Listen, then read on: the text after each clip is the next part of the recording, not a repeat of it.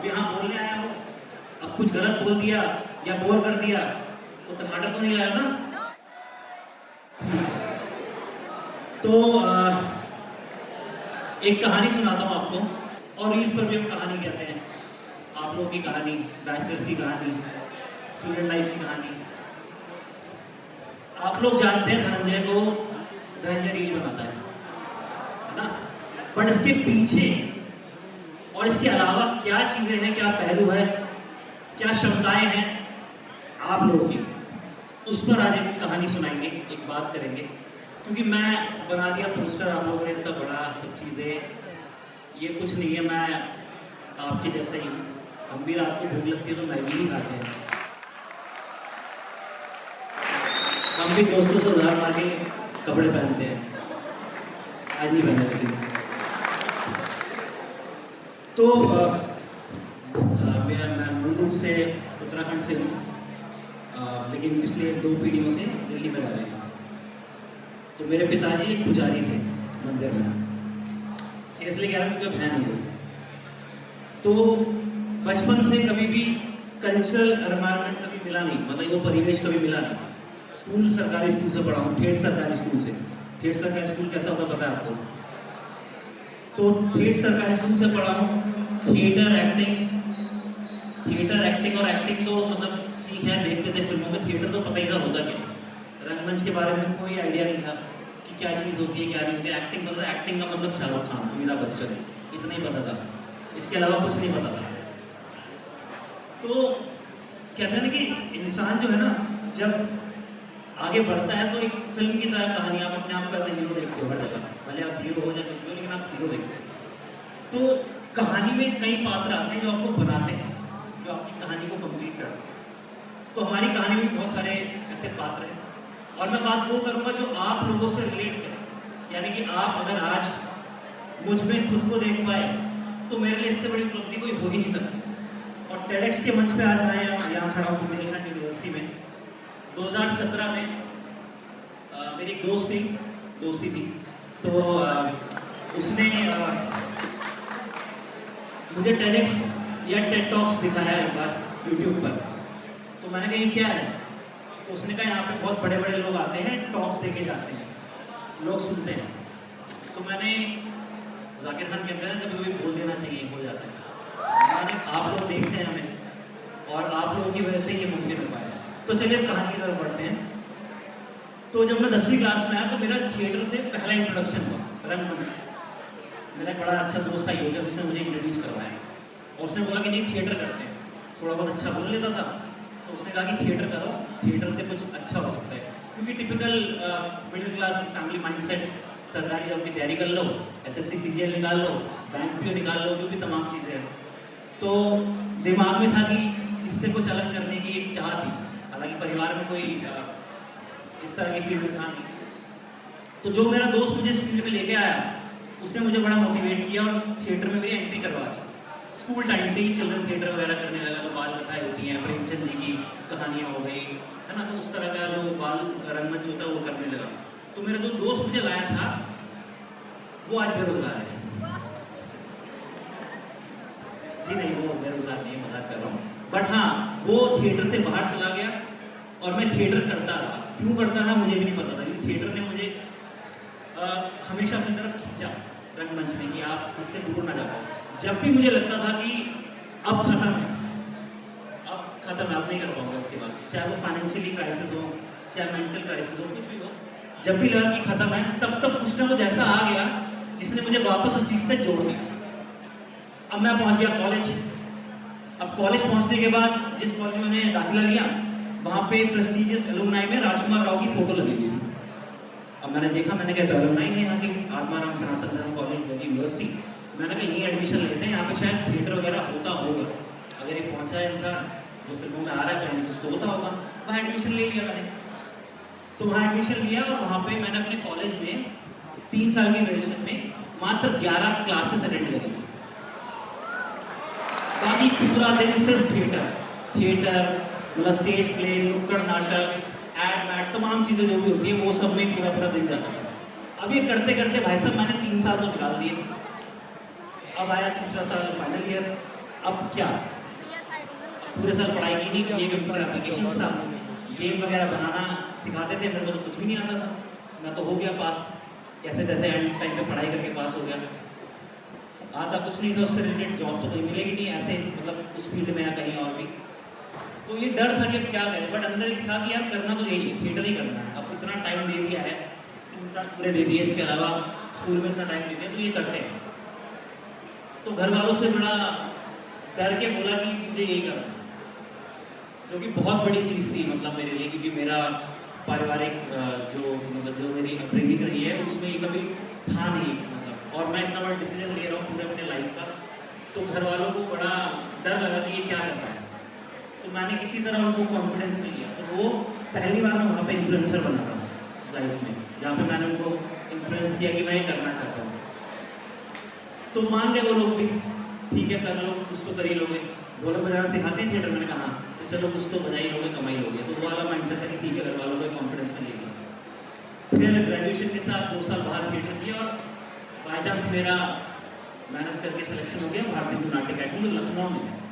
तो हमारे हिंदुस्तान के अंदर कई सारे ड्रामा स्कूल हैं सरकारी, वहाँ पे चयन की प्रक्रिया थोड़ी सी टफ होती है, तो 20-22 इस तरह की सीटें होती हैं हर साल ऑल ओवर इंडिया से। तो वहाँ जब सिलेक्शन हो गया तो घर वालों को कॉन्फिडेंस आ गया कि चलो उसने इतना बड़ा एडमिशन अगर क्रैक कर लिया है तो कुछ तो कर ही लेगा। अब कहानी शुरू होती है असली, जो मुझे आपको बताता हूँ। वहाँ पे मुलाकात हुई मेरी मेरे दोस्तों से, जिसमें एक है कुशल गुप्ता, जैसे आप जानते हो मेरी इसका साथ में। वहाँ मेरा बैचमेट और मेरा रूममेट रहा। अब कोविड आया, अब कोविड के टाइम पे हम लोग बड़े परेशान थे कि ना थिएटर हो रहा है, ना क्लासेस चल रही हैं, हम क्या करेंगे और आगे क्या होने वाला भविष्य। क्योंकि बम्बई जैसे शहर जाने में डर लगता था सोच के भी कि क्या है, इतनी भीड़ है, लोकल में ट्रैवल करेंगे, तमाम चीज़ें हैं, हिम्मत नहीं थी वहाँ पर जाने की। उस समय कुछ नए नए प्लेटफॉर्म्स बहुत ज़्यादा चरण में थे, यूट्यूब वगैरह चल गया था, यूट्यूब पे कई चैनल चल रहे थे जैसे कि TVF, AIB, तमाम और भी लोग। तो हमने इंस्पिरेशन ली, हमने कहा कि हम अपना बनाएंगे, करनी तो एक्टिंग ही है, चाहे फ़ोन पे करो, चाहे लैपटॉप पे करो, चाहे स्क्रीन पे करो, काम दिखाना है। एक चीज़ होती है कंपाउंडिंग, पता है आपको उसके बारे में? कंपाउंडिंग यानी कि बूंद बूंद से सागर बनता है। तो हमने क्या प्लानिंग करी कि हम छोटी रील्स, छोटी वीडियो बनाएंगे, उस समय रील शुरू हो गई थी। तो हमने कहा छोटी छोटी रील्स में सिनेमा का टच देने की कोशिश करेंगे, छोटी छोटी रील्स बनाएंगे, जिससे कि हमें थोड़ी पॉपुलैरिटी मिल जाएगी, थोड़ा बहुत लोगों को पता लगे कि हाँ ये कुछ लड़के हैं जो एक्टिंग वैक्टिंग करते हैं रील में, थोड़ा अलग तरीके का कॉमेडी कंटेंट बनाते हैं, क्योंकि वो सबसे ज़्यादा कैप्चरिंग था। कॉमेडी कैप्चर करना थोड़ा आसान होता है, आज की इतनी जो दौर चल रहा है, लोग इतने परेशान रहते हैं, तो हर इंसान चाहता है कि आगे कुछ ऐसा देखे कि दो ठाके मार ले, थोड़ा सा रिलैक्स हो जाए। तो हमने बनाना शुरू किया छोटी छोटी रील्स, लेकिन गोल, ये बात थी पास के भी प्रेजेंट की बात है, गोल हमेशा से था कि फिल्म बनाना है, अपना सिनेमा खुद बनाना है, अपनी लॉबी खुद बनानी है, सब। आप लोग भी कहीं पे भी आप जाओ, एक स्टार्टअप, आप लोग इंजीनियरिंग स्टूडेंट्स हैं, मैं इंजीनियर नहीं हूँ, बट आपके अंदर भी एक जुझारूपन होगा ना कुछ बनाने का, कि मैं ये स्टार्टअप बना सकता हूँ, मैं ये कंपनी खड़ी कर सकता हूँ। आप लोग बना दोगे अगर वो आप कंसिस्टेंट हो। Consistency and compounding is very important, ये स्ट्रैटेजी है बेसिकली। हम लोग कभी भी कोई भी रास्ता ना आँख बंद करके तय नहीं होता है, आँख खोल के ही आपको चलना पड़ेगा, तो थोड़ी प्रैक्टिकलिटी ज़रूरी है। तो जब हमने इनिशियली चैनल शुरू किया तो ऑब्वियसली बहुत टाइम लगा ग्रो करने में, 10,000 फॉलोअर्स करने में हमें कम से कम 9 से 10 महीने लग गए। हम 10,000 फॉलोअर पे थे, जो कि कुछ नहीं होता, बहुत बड़ा नहीं होता, और 4-5 लोग बना रहे हैं, तो वो नहीं हो रहा था ट्रैक। हम करते रहे। तो करने के बाद एक मोमेंट आया कि जब थोड़ा सा कुछ मिला, पीक मिला, फिर वीडियोस भी चलने लगी। अब थोड़ा ऐसा लगने लगा कि अब कुछ ब्रांड्स आएंगे, कुछ पैसा आएगा तो हम फिल्म बनाएंगे। करते चैनल और ग्रो होने लगा। 2020 में शुरू किया था, आज 5 साल लग गए, और अभी 2 हफ्ते पहले हम लोगों ने अपनी पहली फिल्म रिलीज करी है यूट्यूब पे। ये हमें पता था कि फिल्म बनाने में लगेगा पैसा, तो गुरु पैसा बहुत चाहिए और बहुत पैसा चाहिए अगर अच्छी फिल्म बनानी है। और अपनी फिल्म बनानी है, किसी के अंडर नहीं बनानी है, किसी के प्रेशर में नहीं बनानी है, फ्री होके काम करना है। तो हम लोगों ने प्लानिंग प्लॉटिंग करी, जिस तरीके से हमने प्लान किया चीज़ें उस तरीके से चली, थोड़ा लेट हुआ। कहते हैं ना कि आप मेहनत करते हो, कभी कभी किसी किसी को लेट परिणाम मिलते हैं, लेकिन परिणाम जरूर मिलेगा। मैं इस बात की गारंटी देता हूँ कि अगर आप किसी भी काम के पीछे लग गए ना हाथ हो गए और आपने स्ट्रैटेजिकली उस काम को किया, बट हाँ स्ट्रैटेजी जरूरी है। हम बड़े बड़े लोगों की और महापुरुषों की कहानियाँ सुनते हैं, बट कई बार हम भावनाओं में बह के ना कुछ ऐसे स्टेप ले लेते हैं कि जिससे हमें लगता है कि ये हो जाएगा, रेलवे स्टेशन पर सो जाऊंगा, बम्बई जाके मैं हीरो बनूंगा। ऐसा नहीं होता दोस्त, बहुत स्ट्रगल है, बहुत चीज़ें हैं, बहुत सारा मेंटल, फिजिकल और फाइनेंशियल स्ट्रगल होता है। तो स्ट्रैटेजिकली कोई भी चीज़ अगर आप प्लान करोगे तो वो ज़रूर वर्क करेगी, भले ही लेट वर्क करेगी। हम लोगों ने करके देखा है, यकीन मानो आप भी कर सकते हो। तो ये तो थी बात हमारी। अब फ्यूचर क्या है? फ्यूचर में हम लोग प्लान कर रहे हैं कि जो बड़े बड़े प्लेटफॉर्म है, OTT प्लेटफॉर्म, उन पे ना जाके यूट्यूब पर ही हम लोग series, web series, short vertical series या फिल्में रिलीज करें, क्योंकि वहाँ पर एक फ्री में, मतलब हमें कहानियाँ कहनी, हमें किसी से पैसा नहीं लेना। पैसा देने के लिए ब्रांड बैठे हमारे पास, वो पैसा देने के लिए हमें आपके लिए कहानी कहनी है। और कहानी कहीं पे भी कहें, कहानी जरूरी है। कहानी यूट्यूब पे जो भी फ्री प्लेटफॉर्म होंगे आप तक कहानियों को पहुँचाएंगे, कैसे भी करके पहुँचाएंगे। तो इसमें एक ये अटल बिहारी वाजपेयी जी की एक पंक्ति मुझे ऐसे याद आ रही है कि हार नहीं मानूंगा, रार नहीं मानूंगा। और मेरा यहाँ आने का जो पर्पस है, स्टेज पे मैं खड़ा हूँ, मैं बिल्कुल अपने आप को ऐसा दिखाना या ऐसा शो करना नहीं चाहता हूँ कि मैं आप लोगों के बीच से नहीं हूँ। मैं शुरू में भी कहा था कि आप लोग मुझे अपना भाई, छोटा भाई, बड़ा भाई, दोस्त जो भी समझे वही हैं। जैसा मैंने कहा कि हम लोग भी दोस्तों से उधार लेते हैं, आदमी कपड़े लगते हैं, हमारे मौजों में भी छेद होते हैं, बहुत सारी चीज़ें ऐसी हैं जो कि आप लोगों के साथ हो रही है, हमारे साथ भी होती है। तो ये कनेक्शन बहुत ज़रूरी है। किसी भी आर्ट के लिए ना, कोई भी कला जब होती है ना, तो किसी भी कला को अगर आपको बहुत ज़्यादा ऊपर लेवल तक पहुँचाना है, और मास क्या होता है? नागार्जुन वाला मास नहीं, मास मतलब लोगों तक अगर आपको पहुँचानी होगा तो आपको उनके साथ जुड़ना पड़ेगा। हमारे देश में जितने भी बड़े बड़े लोग हुए हैं आज तक, उन लोगों ने एक चीज़ ज़रूर करी है कि वो लोगों से जुड़े हैं। चाहे वो कोई भी, जो लोगों से जुड़ा है उसने हमेशा अच्छा काम किया है और उसका काम हमेशा सराहा गया है, सक्सेसफुल काम रहा है।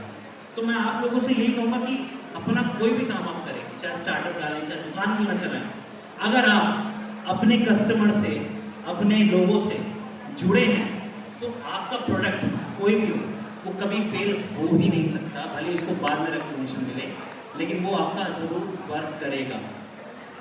तो दोस्तों, ये थी मेरी IITs विजिट करी है थिएटर के दिनों में, BHU भी गया हूँ, तमाम जगहों पे गया।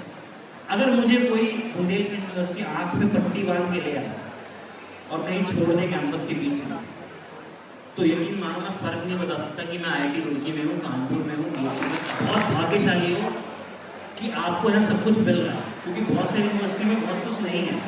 तो आप मैं कुलपति सर का बहुत बहुत धन्यवाद कहूँगा कि उन्होंने इस यूनिवर्सिटी को उस मुकाम तक पहुँचा दिया। और वाकई चीज़ें बहुत वेल ऑर्गेनाइज्ड, जब से मैं आया मैं देख रहा हूँ यहाँ पे कोई भी चिंता भी नहीं, बहुत ऑर्गेनाइज चीज़ें हैं जितना मैंने घूमा। और मैं व्यास सर को बहुत बहुत थैंक यू कहूँगा कि उन्होंने ये मुमकिन किया मेरे लिए, और आप लोगों तक एक बात के दोस्तों सच बोल रहा हूँ, मैं फिर से जाने से पहले बोल के जाऊँगा कि कंसिस्टेंसी, कंपाउंडिंग और स्ट्रैटेजी, लगे रहो, हो जाता है, हमने करके देखा है।